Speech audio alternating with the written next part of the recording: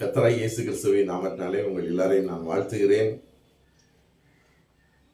இந்த செய்தியை பார்ப்பவர்களுக்காகவும் நம்முடைய சப்ஸ்கிரைபர்களுக்காகவும் ஃபாலோவர்களுக்காகவும் நாங்கள் கருத்தாய் தினமும் ஜெபிக்கிறோம். கர்த்தர் உங்களை ஆசீர்வதிப்பார். இப்பொழுது இந்த வாரத்தில் கர்த்தர் நம்மோடு பேசுவதாவது யோபு 42 அதிகாரம் 10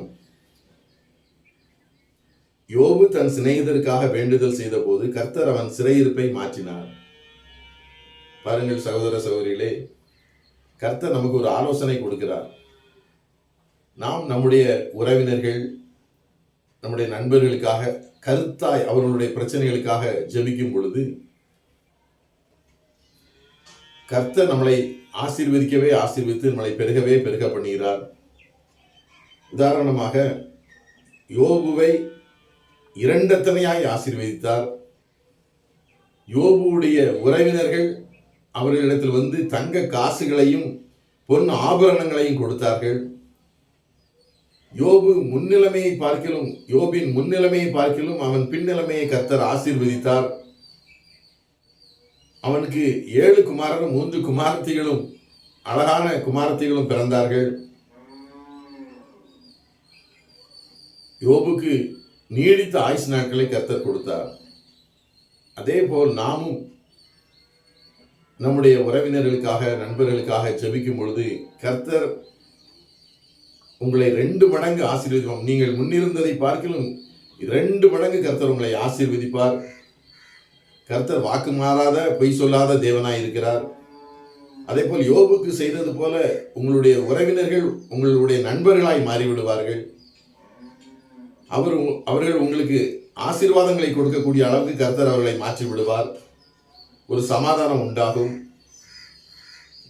உங்களுடைய முன்னிலைமையை பார்க்கிலும் உங்களுடைய பின்னிலைமை மிகவும் ஆசீர்வதிக்கப்பட்டதாக இருக்கும்.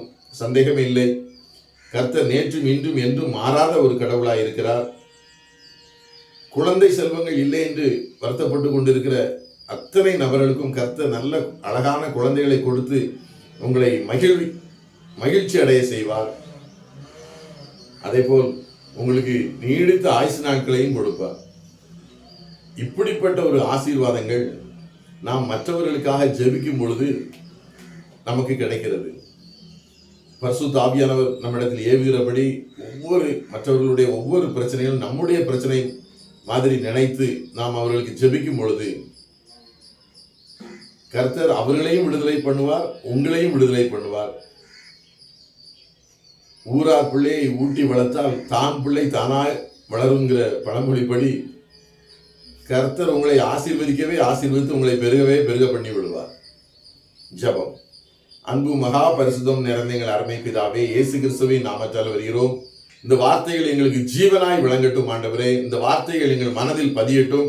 தினமும் ஒரு 1/4 மணி நேரம் 1/2 மணி நேரம் கண்டிப்பாக எங்களுடைய நண்பர்களுக்காகவும் எங்களுடைய உறவினர்களுக்காகவும் கருத்தாய் ஜெபிக்க எங்களுக்கு நேரங்களையும் காலங்களையும் சமயங்களையும் வாய்க்க பண்ணி எங்களை ஆசீர்வதித்தள்ள வேண்டும் என்று கருத்தாய் ஜெபிக்கிறோம். கர்த்தர் அப்படி சேரக்காகவும் நன்றி செலுத்துகிறோம்.